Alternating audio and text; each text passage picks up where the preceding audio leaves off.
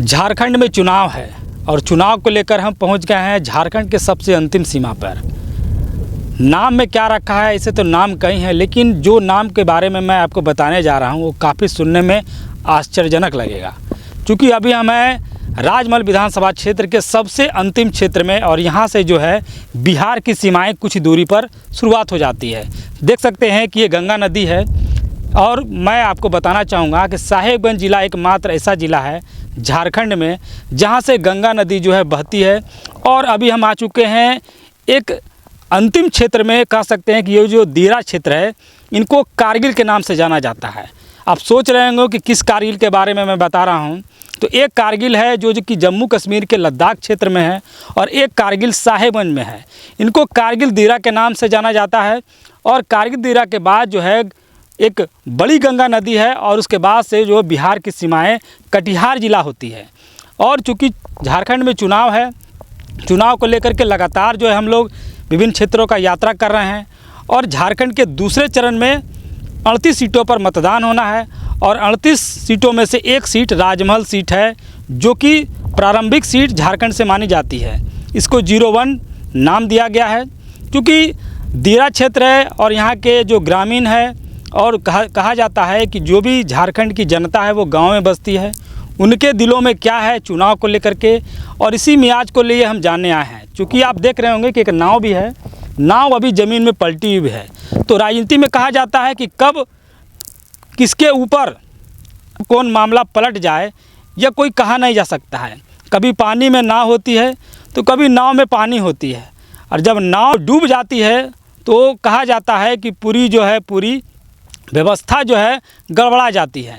तो हम उसी व्यवस्था को नापने के लिए, जानने के लिए और लोगों से बातचीत करने के लिए आए हैं और जानेंगे कि कारगिल दीरा से लेकर के जो भी यहाँ के दीरा इलाके हैं, साहेबगंज प्रखंड का जो इलाका है उसमें 50% जो है इलाका दीरा क्षेत्र ही आता है। और यहाँ पर जो कहा जाता है कि जैसे कि मैंने आपको बताया कारगिल दीरा के बारे में, तो कारगिल दीरा के बारे में कहा जाता है कि यहाँ पर जब बाढ़ आती है तो अथाह पानी रहता है और उसके बाद जब पानी चली जाती है, गंगा अपने अंदर समेट लेती है, तो यहाँ पर केलाई का फसल जो है यहाँ पर किसान लोग पैदा करते हैं। और इसी केलाई का फसल को पैदा करने के बाद जो है यहाँ पर जो असामाजिक तत्व हैं वो उस फसल को लूटते हैं और लूटने के क्रम में मारपीट होती है और लड़ाई होती है। इसी कारण कुछ लोग इनको कारगिल दीरा के नाम दे दिए हैं और इसी कारण से जो है इसको कारगिल दीरा कहा जाता है। क्योंकि सबसे प्रमुख मुद्दा किसी भी राज्य में होती है लॉ एंड ऑर्डर की समस्या, और इस क्षेत्र में सबसे बड़ा मुख्य समस्या है कि ज़मीन का सर्वे नहीं होना।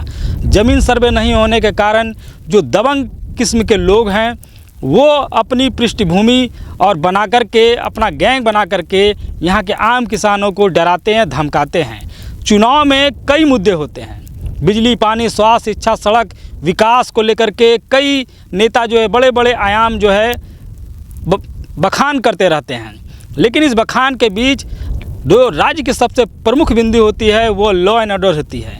ऐसे तो राज्य सरकार के द्वारा एक यहाँ पर वैकल्पिक थाना भी खोला गया है, लेकिन जो यहाँ की क्षेत्र की समस्याएं हैं, सबसे बड़ी समस्या है सुरक्षा को लेकर के। चूँकि कारगिल दीरा क्षेत्र जो है यह काफ़ी अशांत माना जाता है। वर्तमान में जब से यहाँ थाना क्षेत्र खुला है तब से शांति व्यवस्था लगभग बनी हुई है, लेकिन चूँकि चुनाव का माहौल है और चुनाव में हर मुद्दे को जड़ को तलाशना सबसे महत्वपूर्ण हो जाता है। और इसी जड़ को तलाशने के लिए लोगों में क्या भावनाएं हैं चुनाव को लेकर के, विधानसभा चुनाव में कौन सी पार्टी सबसे आगे है, कौन से नेता जो है जो प्रत्याशी हैं वो आगे चल रहे हैं। और राजमहल की जो बात की जाए तो यहाँ मुख्य मुकाबला जो कहा जा रहा है कि जो वर्तमान प्रत्याशी और भारतीय जनता पार्टी के वर्तमान विधायक अनंत ओझा और विपक्ष में झारखंड मुक्ति मोर्चा के उम्मीदवार MT राजा के बीच कही जा रही है। लेकिन जो ज़मीनी स्तर पर जो कार्य चल रहा है, जो चुनावी जो चल रहे हैं, कह सकते हैं कि जो चुनाव प्रक्रिया चल रही है, जो लोगों से बात की जा रही है, तो कहा जा रहा है कि त्रिकोणीय मुकाबला भी होने की संभावना है, जहां कुछ लोग बाल्टी को लेकर भी तैयार हैं।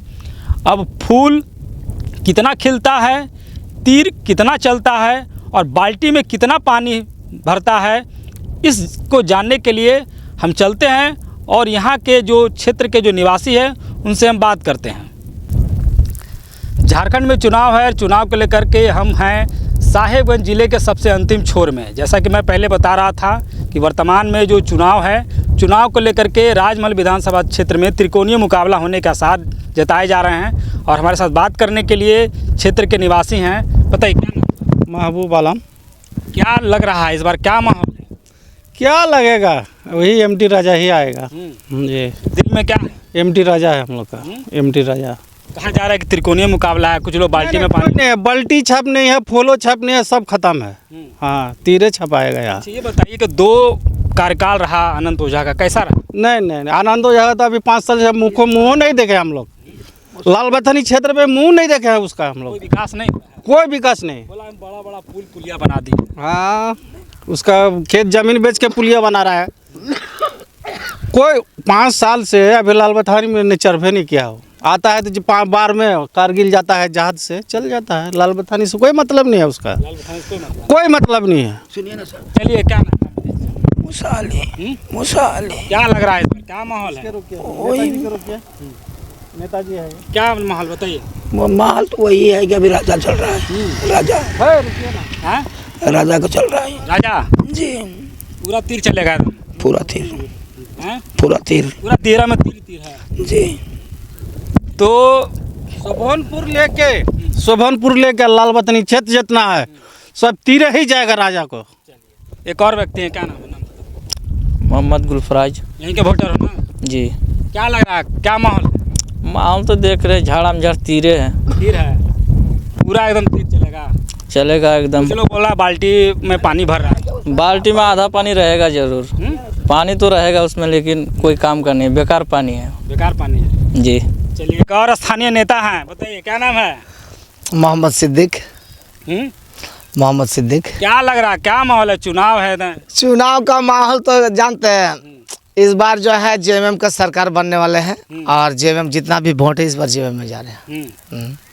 लग रहा है कि इस बार? हाँ, इस बार लग रहा है कि साहेबगंज विधानसभा जो है एमटी राजा को होने जा रहा है। कुछ लोग कह रहे हैं कि बहुत सारा विकास हुआ, विधायक जी बता रहे थे। अच्छा, बात ऐसा है कि विधायक जी बता रहे थे, लेकिन अभी वो माहौल नहीं है। विधायक जी क्षेत्र का दौरा करते हैं? कहाँ आते हैं विधायक जी? नहीं। हम लोग का सुनिए ना, आनंद तो जहाँ हम लोग का क्षेत्र में आता है, वो बिन टोली जाएगा, हम लोग का मियाँ टोली आएगा। भविष्य बिन टोली मियाँ टोली होकर गाड़ी पास होगा तो रात में घुसेगा घर में, तो नहा के उसका परिवार घुसने लगा घर। क्या है मियाँ टोली? भेदभाव हो रहा है तो उसका अपना घर में हो रहा है सर ना, वैसा उसका अपना घर में हो रहा है। क्लियर। जब बंगाल टल में घुसेगा तो उसका बीवी बोला कि घर में नहा धोआ कर ढुको। ये कोई बात हुआ? ये हकीकत। इसीलिए बोलता है कि जाएगा तो तीरे में जाएगा, झाड़म झाड़ एकदम। ये तो बहुत बड़ी बात आपने। हाँ, धार्मिक भेदभाव। हाँ, तब भेदभाव नहीं है।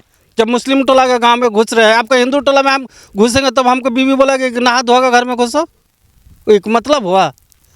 चलिए, इन्होंने बड़ी बात कही है। तो नेताजी क्या लग रहा है इस बार, इतना वोट से जो है कौन जीत रहा, बताइए? एमटी राजा 50,000 वोट से लीड कर रहा है आगे, निश्चित। हाँ, 50,000 वोट से आगे, 50। हाँ, फूल कहीं नामो निशान नहीं है। इधर कहाँ ना, इधर कहीं नहीं, फूल का नाम निशान इधर कहीं नहीं है। इधर सारा जो बाल्टी में जाएगा वो टोला, कुछ बाल्टी में भी जा रहा है। बाल्टी में जाएगा। तो देरा क्षेत्र के निवासी है जो बता रहे हैं, बहुत बड़ी बात इन्होंने कही कि जो विधायक है वर्तमान के, वह मुस्लिम क्षेत्र में आते नहीं हैं, और जब आते हैं तो फिर जब घर घुसते हैं तो उनको, उनकी जो वाइफ है वो बोलती है कि नहा करके जो है घर में उनको प्रवेश करने देती है। तो जो चुनाव का माहौल है, चुनाव का माहौल को लेकर के अन्य जानकारी भी जो है, कई ऐसी जानकारियाँ जो साझा की जाएगी जनता के द्वारा, जो काफ़ी आश्चर्यजनक लगेगा। तो आप देख रहे हैं संथाल एक्सप्रेस, साहेबगंज जिले के सबसे अंतिम छोर से राजमहल विधानसभा क्षेत्र से मैं शुभेंदु पंडित, कैमरामैन विवेक पासवान के साथ।